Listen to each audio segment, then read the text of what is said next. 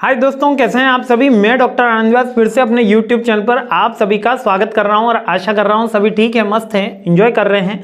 Financial planning and tax management के subject पे मैं चल रहा हूं। मोस्ट इंपॉर्टेंट क्वेश्चंस चल रहे हैं। 4th आउट ऑफ 12th का क्वेश्चन चल रहा है। चौथे क्वेश्चन पे मैं आ गया हूं।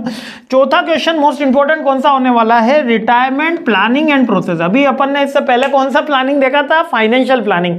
और यहां पर आ गया रिटायरमेंट प्लानिंग। दोनों सिमिलर वर्ड है, दोनों सिमिलर इसका अप्रोचेस होती है।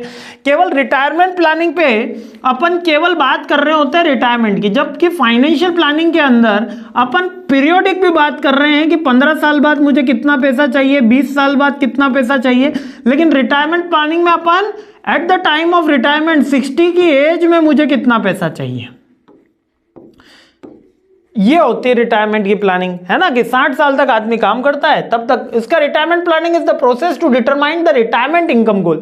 उस समय कितना पैसा चाहिएगा जो मेरी फाइनेंशियल नीड्स, जो मेरी स्टैंडर्ड ऑफ लिविंग और मेरी हेल्थ इंश्योरेंस के ऊपर ध्यान दे सके, क्योंकि उस समय शरीर वैसा काम नहीं कर रहा होगा जैसा अभी काम कर रहा है।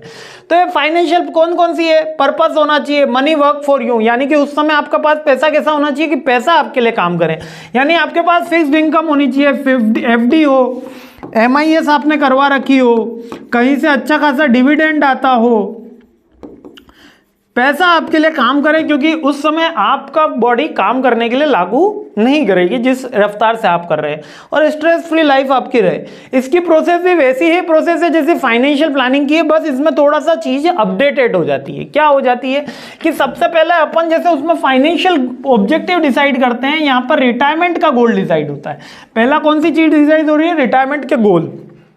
फिर उसके बाद करंट फाइनेंशियल सिचुएशन, वहां पे भी अपन ने गैदर और इंफॉर्मेशन करा था या एनालाइज करा था। यहां पे भी गैदरिंग प्लस एनालिसिस दोनों एक ही पॉइंट में दे दिया है। क्या करा है? Current financial. एक तो पहले डिसाइड करो कि रिटायरमेंट के टाइम पे कितना पैसा चाहिएगा, यह सब छोड़ के जंगल में जाना है, प्रभु का नाम लेना है ना। फिर तो कूद सबूत काहे धन संचय, फिर तो पैसे की आवश्यकता ही नहीं है। पर अगर है अपन को रहना है इसी समाज में, तो हमको रिटायरमेंट की प्लानिंग करनी होगी, और उसमें करंट फाइनेंशियल सिचुएशन का भी अपन को एनालिसिस करना होगा। देखो थोड़ा सब्जेक्ट भी हैवी है, इसलिए मेरा मजाक मस्ती करने की आदत है, ठीक है, तो थोड़ा बुरा मत मानिएगा। थोड़ा हंसते हंसते गुनगुनाते हुए पढ़ेंगे तो अच्छा भी रहेगा, याद भी रहता है, और थोड़ा स्ट्रेस भी कम होती है, क्योंकि एग्जाम टाइम पे बहुत बच्चे ज़्यादा स्ट्रेस लेते हो, इसलिए मेरा काम ही बच्चों के स्ट्रेस कम करने का है, ठीक है। तो क्या है? एनालिसिस करना उसकी करंट फाइनेंशियल पोजीशन और उसके अनुसार प्लान बनाना। उसमें रिस्क प्रोफाइलिंग एक अलग पॉइंट दे दिया। रिस्क प्रोफाइलिंग का मतलब ये उस बंदे का माइंडसेट है कि वो रिस्क लेना चाहता है, रिस्क नहीं लेना चाहता, हाई रिस्क वाला है, लो रिस्क वाला है, मॉडरेट रिस्क। तीन तरीके के बंदे होते हैं, हाई रिस्क, लो रिस्क और मॉडरेट रिस्क। लो रिस्क जो बिल्कुल ऑल टाइप ऑफ कैटेगरी है, जो ये चाहते हैं कि एक फिक्स्ड इनकम आए, मेरे को पीस ऑफ माइंड ज्यादा चाहिए। हाई रिस्क कहते हैं कि ब्लड प्रेशर बढ़ जाए तो बढ़ जाए, पैसा आना चाहिए। और मॉडरेट रिस्क ना तो हाई रिस्क हो ना लो रिस्क हो, रिटर्न भी एवरेज मिल जाए। तो वो रिस्क प्रोफाइलिंग उसकी चेक होती है, और उसी के अकॉर्डिंग क्या होगा, अपन एसेट्स अलोकेशन करेंगे।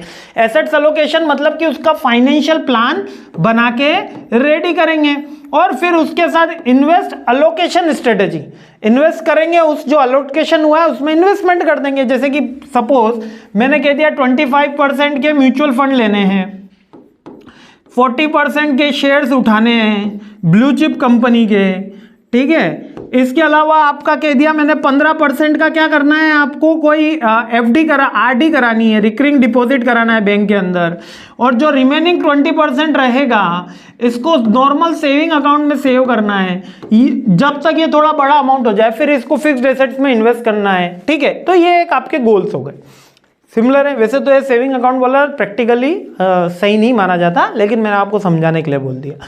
तो इन्वेस्टमेंट कर दिया, फिर इसके बाद एक पीरियोडिक मॉनिटरिंग हो गया। अब ये पीरियोडिक का मतलब कि रोज जाके अपने एसेट्स एलोकेशन चेक करना नहीं है।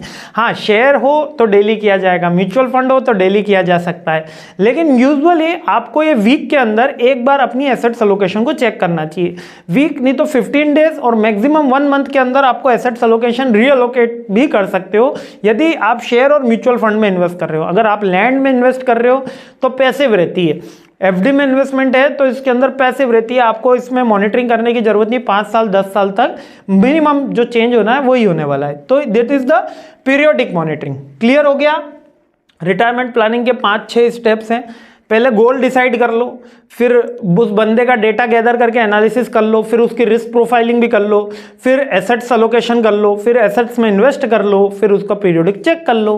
सिंपल है ना। और इन्वेस्टमेंट अलोकेशन स्ट्रेटजी भी सेम ही स्ट्रेटजी है, यहाँ पर बस इसको इम्प्लीमेंट किया गया है। क्लियर है। बहुत ही ईजी टॉपिक है और बार बार एग्जाम में पूछा गया टॉपिक है। जल्दी 5 से लगा के 12 तक जितने भी क्वेश्चन है विथ न्यूमेरिकल 2 अपन मिलने वाले हैं। तो जल्दी मेरे साथ बने रहिए, खुश रहिए, मुस्कुराते रहिए और मेरे साथ बने रहिए। जय हिंद।